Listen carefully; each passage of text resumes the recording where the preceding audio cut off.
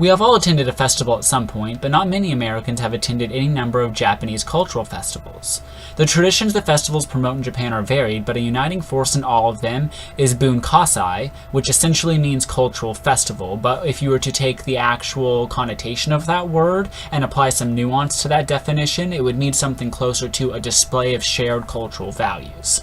In this speech, I will discuss the most important festival, and I will move on to mention how the public views their parade culture, and will finish my speech by discussing my favorite festival, Tanabata.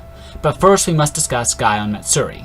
Gion Matsuri is the most celebrated festival in Japan, and it's a kind of blanket festival that refers to a large number of smaller festivals that take place during the month of July, mostly out of the city of Kyoto. All of this information was retrieved from Japan Guide, a popular online tool that is used to plan Japanese excursions. It takes place during the entire month of July. And in preparation for the 17th, which is the most important day of Gion Matsuri, the float day is done. 33 floats are made by specific design and traditional building practices. They are aided by few modern tools such as screws and nails, and each individual float of the 33 are constructed from scratch each year. Most of these floats weigh around 12 tons and are entirely built and structured based on a gravity well.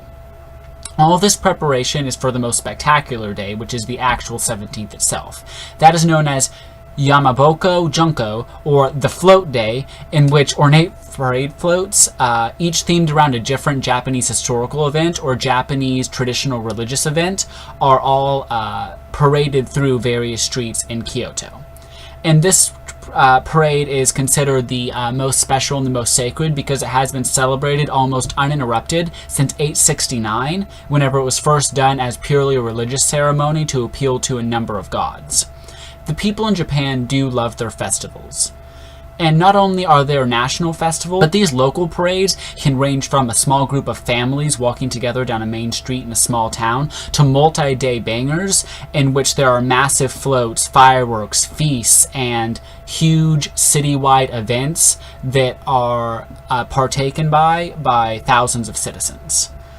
And another large festival, my favorite, is Tanabata. And the following info on Tanabata was retrieved from Nippon, an online source that provides cultural information on Nippon, Nippon being a cultural term that also refers to the island of Japan.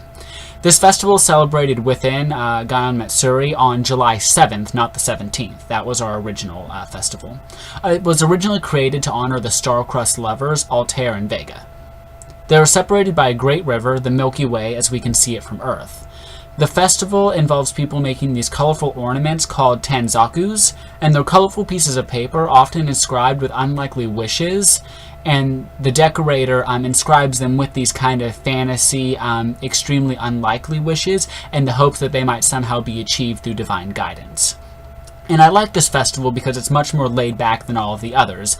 All of the decorations are very small and thoughtful, and each decoration is unique to a person. If you were to look at a decoration, you would see a reflection somehow of its creator, and I believe I can glean a lot more cultural value from that than viewing a litany of historical floats that don't really mean anything to me, at least as I am now.